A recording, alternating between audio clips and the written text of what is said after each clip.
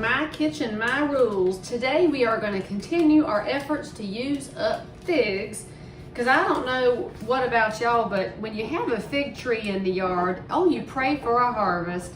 And then sometimes the Lord delivers, and boy howdy do I have a harvest this year. I have got figs coming out my ears, and I'll just eat them straight off the tree, to be honest with you. You don't have to wash them or anything. And I know some of y'all weird germaphobes are probably like, but Leigh, birds might have touched it and bugs and stuff. And I will just say, you're missing out on life, friends. Y'all need to lighten up a little bit and quit living by fear, for heaven's sakes. Quit using antibacterial all the time. You're destroying your immune system. But anyway, what I'm doing today, we're gonna make an apple fig custard. It's super good, but it's got a lot of steps in it. So this is kind of a high maintenance thing to make, which is why I'm fixing it on Sunday, because Sunday is the day I like to fix things that are a little bit more steps, because you know, got to feed my mama and daddy. And so I'm buttering my baking dish right now. So you get your 2-quart Pyrex here, or Corningware, whatever you have in the house. And we're gonna have it buttered up. Now you could use Crisco if you want to, but because it's a custard, I actually prefer to use butter because I like the flavor. And then we're gonna get a little bit of our Dixie Crystal sugar here and put a little layer on the bottom, not a heck ton, just enough to cover that butter up. And then we've got our oven going at 450 right now. And so that's what's working behind me. It's getting the oven ready. Now your baking dish is ready. Set that over here out of the way in my not studio kitchen here. And you see we got a lot of ingredients here. We're gonna have to have some dark rum. See, that's why it's a good Sunday recipe. We're gonna have some lemons. We've got figs, and I know that little label says peaches, but that's because this came from the grocery store and I use it now to pick my figs, and that's just handy, or send the family down to pick them.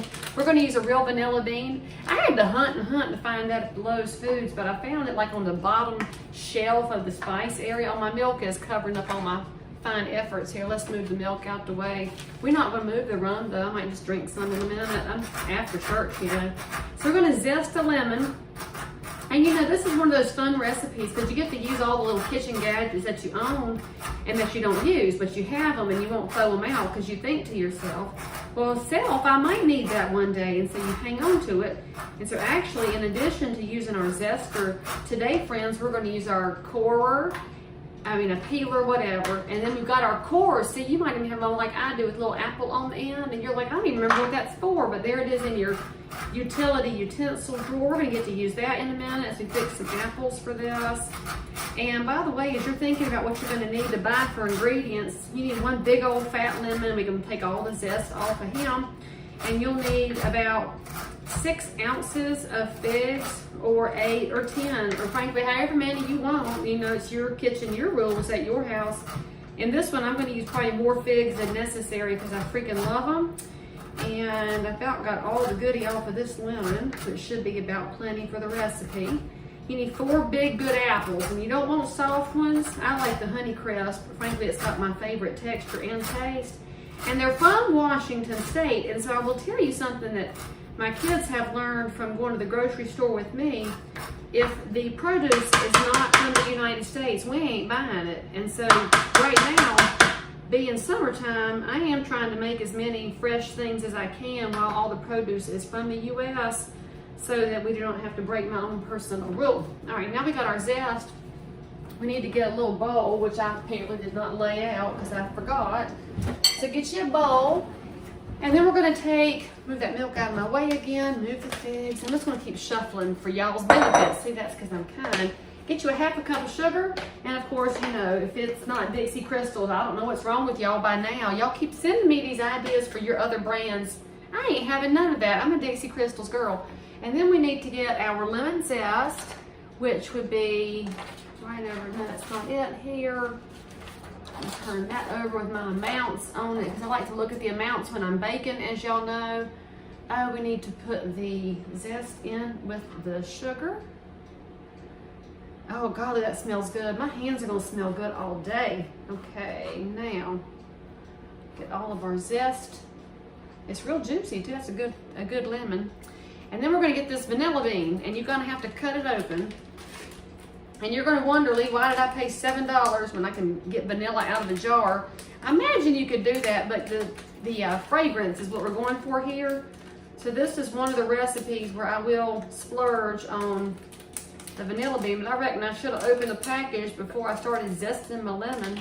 Lord, there we go. Okay, and now we got to slice it open and get the fragrance out.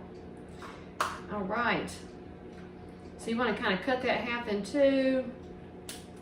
Now, it should have been a fresh one. Lowe's Foods, I don't know why y'all sold it. This little sad dried up one. Don't even say dried up. Well, we need the seeds out of it, but it's still fragrant. And so we're just gonna make do with what we have. That's what we do in My Kitchen, My Rules. Lowe's, you sold me a dried up vanilla bean pod. You want a fresh one, y'all, because if you slice open a fresh one, you'll get the seeds out, and the seeds are where the fragrance is located. But what we're gonna do is what we have, and we're gonna get it busted up so we can get the fragrance out, and it's working. So now we're gonna massage it. You get to massage your sugar and your little vanilla bean pod here and your zest, and you're gonna be tempted to eat it. And I imagine as I get this super fragrant, I'm now gonna pull out this dried up vanilla bean pod. If you had just the seeds, friends, from a fresh one, if Lowe's Foods had sold you one that was not hard as a rock, then you could have left it in here. But we're gonna pick this out so somebody don't break a tooth on it, because then they're gonna have a dental bill, and then I'm gonna have to pay it because they were at my house eating. And so My Kitchen, My Rules, I take care of my house guests and friends who come over to eat. So let's get all of the busted up pieces of dried pod out of there. All right, that's super fragrant now. All right, now next step is gonna be, I'm gonna have to get my blender out of the appliance graveyard. So I'm just gonna have to take y'all to a commercial break because apparently I didn't plan right. I'll see you in a second. Okay, I have my blender now. I can keep going because you needed a blender for something besides a smoothie. You need 3 eggs. So let's put 3 eggs in the blender here. And I know you're already thinking pictures of like those 80s Jane Fonda ads that they would like put eggs in a blender for something for the protein. But you know, we have protein powder nowadays, so you don't have to do this. But you will need it for a custard to have the right consistency. And these are the eggs that did not come from the grocery store. These came from my mama's chiropractor, Dr. Ted. I guess he has chickens, but that's where we get our good eggs from. They're all different sizes and shapes, which you can do in some recipes, but not in others. And so we're gonna get those, let's go to the puree in here.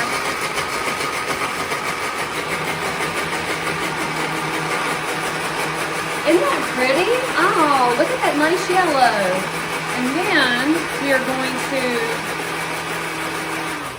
to, let's see if they look like they're frothing up. Oh, they're frothy. So what you want to do is actually leave it on a really low level. It should go ahead and work without jumping out. I actually will measure my milk first because I know I'm taking a real chance here on video to make a giant mess in my kitchen. You need 2/3 of a cup of milk. And recipe calls for whole milk, but I don't buy whole milk because I won't use enough, frankly. We just use 1%. That's what we like. All right, please don't go all over the kitchen. Dagnabbit, it did. Well, I guess that's why I wore an apron today. Shoot. It's supposed to do that with the motor running. Well, let's figure this out. Let's just pour the milk in. 2/3 of a cup of milk. Yeah, I'm glad I wore the apron today. I hope I didn't mess this blouse up. I'm fixing to have to change clothes if I did. Well, we'll do what we do. And then we need to add in, let's see, our brandy or dark rum. The recipe also says you could use apple brandy, but I do not care to use brandy when I have the option of using rum, friends. And we need to get 2 tablespoons, which sounds to me like we need about a 1/4 of a cup. That sounds better than 2 tablespoons. So let's just pour that on in there. And I guess I clean an egg up out of my kitchen here in a little bit. Nothing like egg all over your kitchen. Woo! All right, let's stir that up. Now, we're gonna add in that beautiful sugar mixture that we made with your sugar and your zest and your vanilla. And if you're lucky and didn't get a dried out one, you've got vanilla beans in it, but I got the vanilla essence in there. Let's mix that in. We'll just cover it up every time now. Mix it in. And then we're gonna add, all right, we need a 1/2 cup of all-purpose flour, and you know what kind of flour we use? What? White lily, that's right. We love white lily because it is the fluffiest of the flours. I don't know what they do that's different, but put a half a cup in there. All right, let's put the lid on. Y'all, I can't even look around my kitchen right now. It's driving me nuts that I made such a mess. Let's mix that in. Now you're gonna start to see the consistency change a lot. Oh, it's looking so pretty now. Now you want to drink it, but don't. I mean, that's not a great idea. I mean, I guess you could. There's nothing wrong with it, but I would not. And now we need some creme fraiche. Now, creme fraiche is a thing that you typically find overseas. We don't have a lot of it in the U.S. unless you go to real expensive grocery stores, which I don't because I'm not an expensive shopper type person. And so you see this, all right? So I want you to look at the consistency. See how it's kind of yogurty and a little bit gloppy? That is beautiful. So the way that you make your own creme fraiche is you take 2 tablespoons of buttermilk mixed into 2 cups of heavy cream. You put it on the stove for just a few minutes. You don't want it to boil or nothing. Just get it to like 85 degrees, okay? Take it off the heat, pour it into a glass, and then let it sit overnight. And that's how we get this beautiful stuff, and it's so fragrant. It's really nice. And you need 2/3 of a cup of this. No, 3/4 of a cup of this. So let's put it in here where we got that rum. Let's see. And creme fraiche will keep for a couple of weeks. It's, I mean, you see that beautiful texture? Did y'all see that? I mean, it's just a dream. And that's another one of the steps on this one. You had to plan overnight for it. So if you're watching my recipe and thinking you can make it right now, I mean, if you have some creme fraiche in your house, you could, but you need to make some overnight. And this, frankly, is another reason that I keep buttermilk in my refrigerator at all times. There's almost always a use for it. So let's mix that in.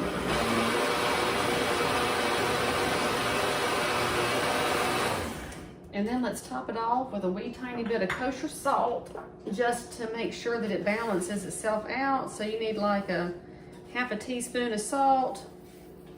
And you know we like kosher salt, so about yay much. Or a little bit more, a little bit less to your taste, but that suits my taste right there. Mix that in.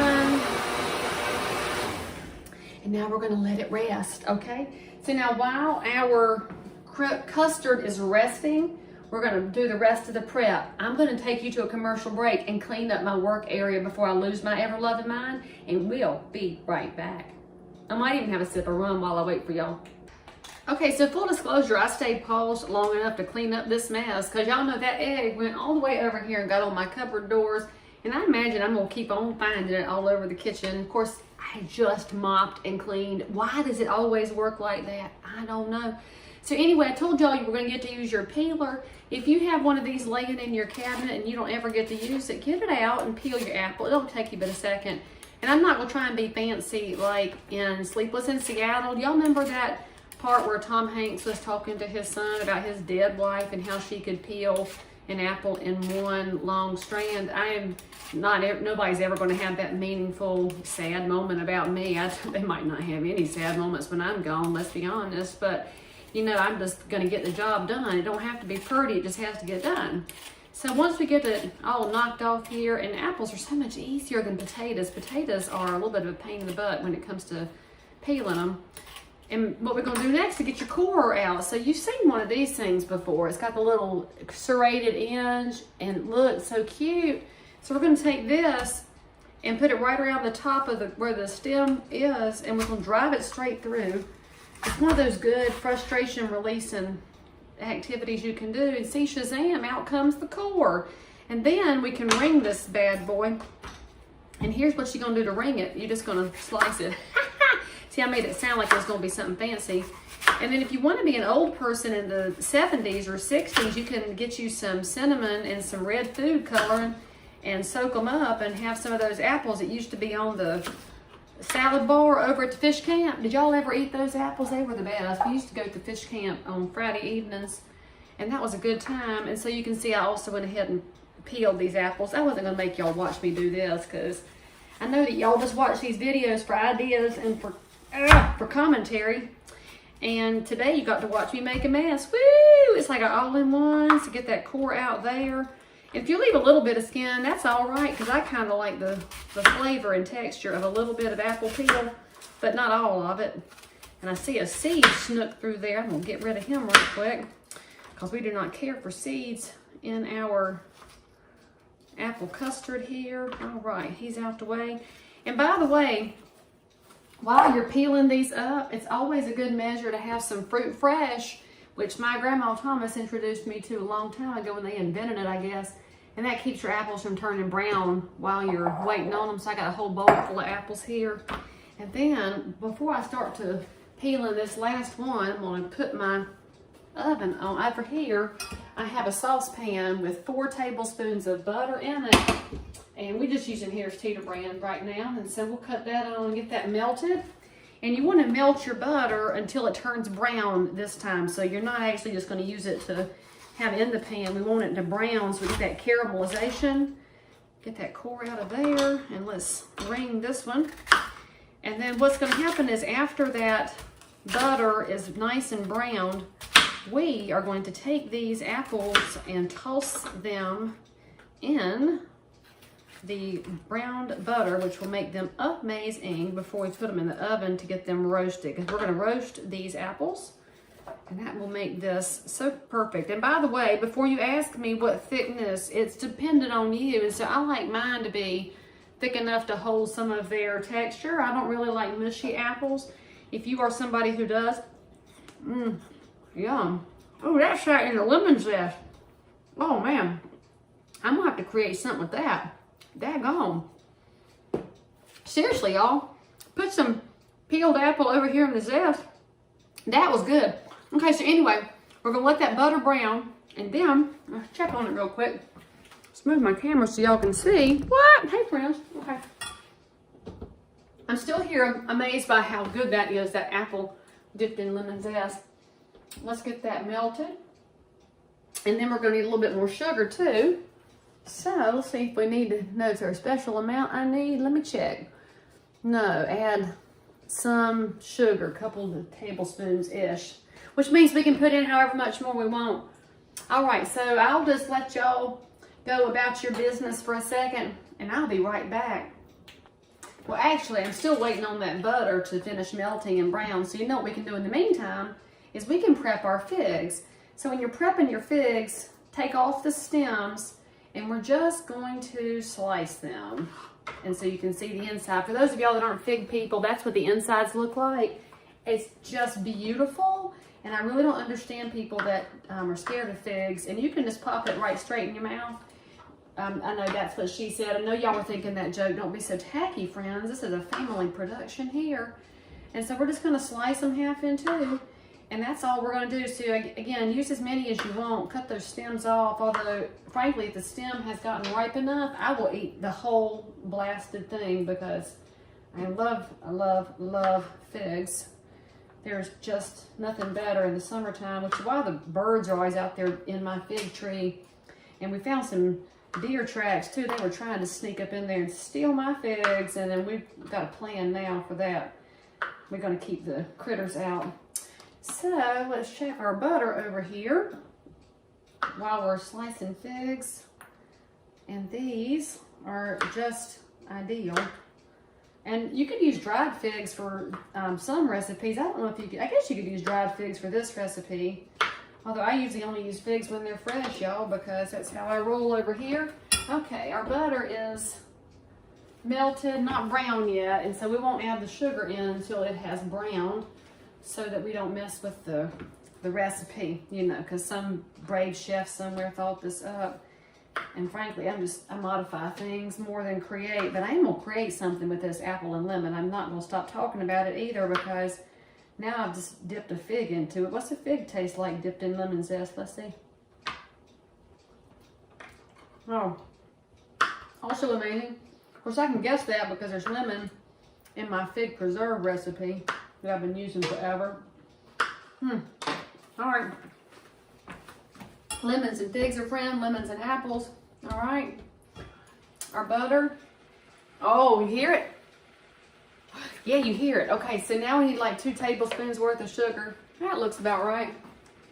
And Let's put in a wee tiny bit of salt too, to balance that out. A pinch of salt would be about yay much, so a little bit less. And we'll stir that so it does not burn. You do not want your butter and sugar to burn, but you do want it to brown. Although frankly, I would burn it because I like burnt things. Like when I eat marshmallows, I don't know about y'all, but I've got to cook it until it is straight up black and burnt. All right. Now, what we're going to do is take these apples and toss them in with our butter. Let's cut the heat off. We don't need to heat it anymore.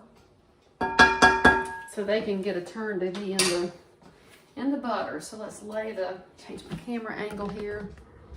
All right, there we go. So let's put our apples in.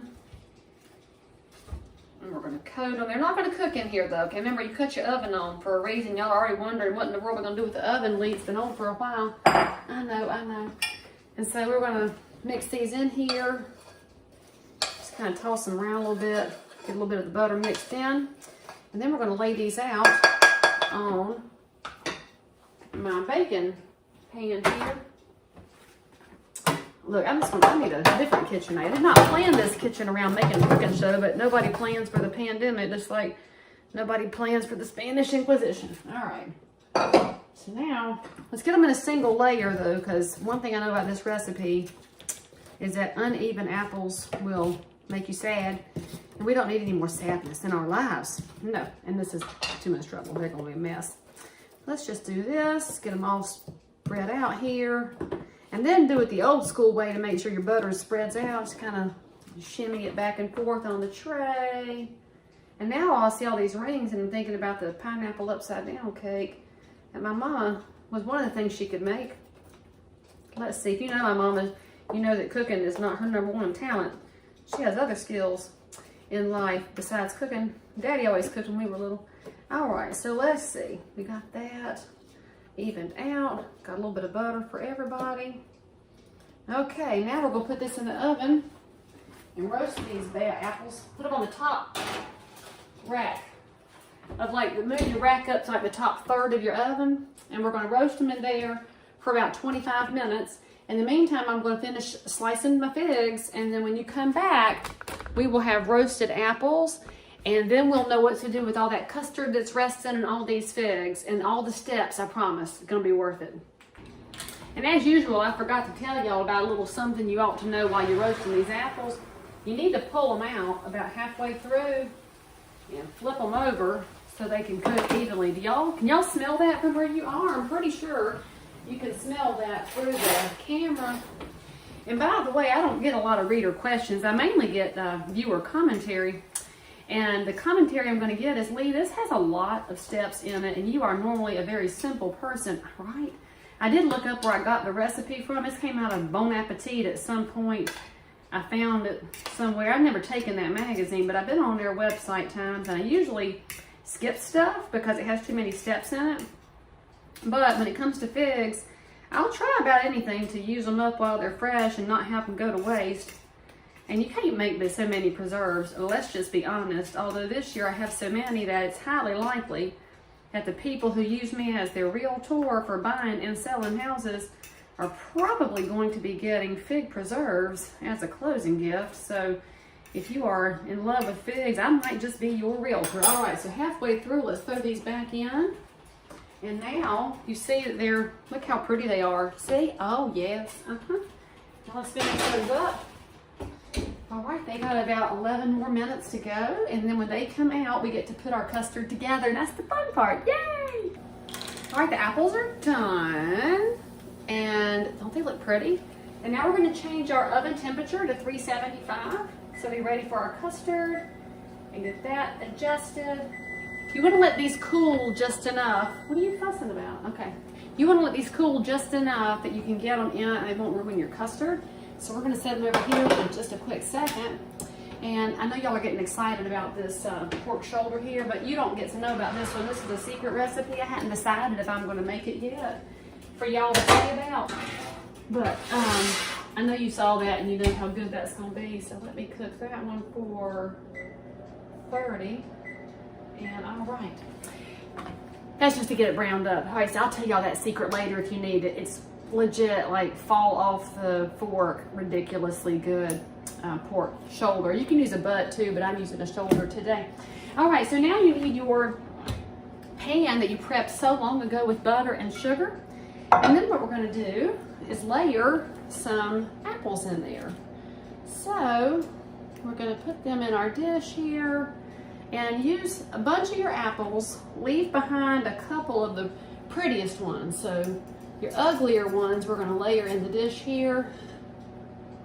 I guess I should move that closer so y'all can look at it. I know y'all like to look at things. You're like kids. Ooh, that was still hot, Lord.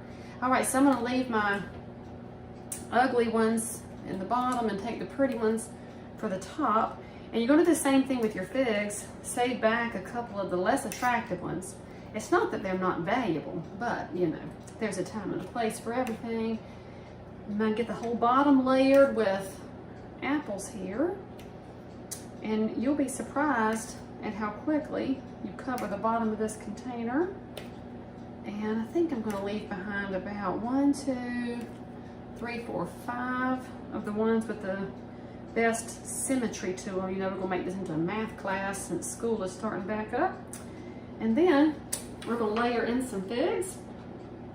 And it doesn't matter if they're up or down, that's up to you, frankly. I'm just gonna toss them in and make that a nice little layer here. And again, save a few of your figs for placing on top to make it pretty presentation. You know, now that I've told y'all that it's a Bon Appetit recipe, y'all know it's gonna have to be very pretty because they're very fancy with what they do. Get these all stirred in here, nice layer. I like to make sure that the figs and the apples are pretty much evenly layered so that I don't have any bites that are gonna be missing a fig or missing an apple. And that should just about get, there's one more ugly fig. Let's get him in here. Okay. And that leaves me 5 apples and 6 figs for the top. Okay, now we got the easy part done. Now we have the tricky part. Your custard's been resting over here on the counter. So let's get our very restful custard here. And we're going to carefully pour this over the top. And I'm not really know why we have to be careful. I guess just so it's even. So get this poured over everything. I know y'all can already taste this, right? It's gonna be so good. This is legit a really yummy recipe. And let's make sure this is evenly spread. A little froth from the top of the blender here. I like to make sure my froth is even too. And boom. There is the custard. And the last thing we're gonna do is take these pretty apples. Oh, that one's so pretty it's stuck to the pan. I guess it ran out of butter over there. That's all right, top side looks good. We ain't gonna look at the bottom. All right, lay that across the top. And let's get this one. I really am having a hard time not just popping these right directly in my mouth because I love a buttery, oh, that's pretty on the backside, roasted apple. And it will be apple season soon. I hope they've had a good year up in the mountains. I don't know. After that earthquake last week, I hope that didn't mess with the apple crop. I haven't heard any reports on that, so I imagine they all right. Let's see, so we got our 5. We got a pentagon. We got a pentagon of apples. And then let's put a couple of our pretty figs on the top. And get those evenly spaced out. And then this is going to go in the oven at 375. And this will bake until the custard firms up. And so that's going to be in the neighborhood of 30 to 35 minutes, maybe 40, maybe 25, depending on your oven. Let me show y'all what it looks like before it goes in. Oh, yes. And you don't need to cover it, by the way. If your Pyrex came with the lid, you can put it back in the cupboard. You don't have to wash it this time. And let's let her go. Ah, I'm so excited. This is going to be so good. And it's going to go really well with my pork shoulder that y'all don't get to know what we have in here. Haha. All right, in it goes. And then I'll see y'all at the end when you can see how pretty she is. And don't you wish you were coming to my house for supper? Because we'd be having a fancy evening over here. Okay, y'all ready to see how these 1 million steps added up to make an apple fig custard? What? Check this out. This is so pretty. You could probably enter that at the county fair if we were still having county fairs in the era of COVID. Yeah, That's good fancy stuff. So invite somebody over for supper and feed them a good dessert, and make sure you subscribe for more. And if you want a Dixie Crystals coupon so you can make this with good sugar too, put your name in the comments and we'll hook you up. We'll see you next time.